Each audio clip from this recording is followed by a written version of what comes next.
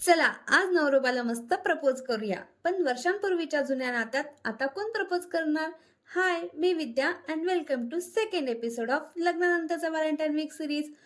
तर वर्षांपूर्वीच्या जुन्या नात्यात आता कोण प्रपोज करणार असे म्हणणारे आपण कधी डू यू लव्ह मी पासून ते अगं हे शोधून दे ना केव्हाचा सापडतोय मी इथपर्यंतचा प्रवास कधी करतो हे आपल्याला कळत नाही. आणि कसं असतं माहिती का, आय लव्ह यू पेक्षा टेन्शन नको घेऊ ग, आय एम विथ यू यात जे समाधान आहे ना ते त्या लव्ह यू टू मध्ये नाही बर का.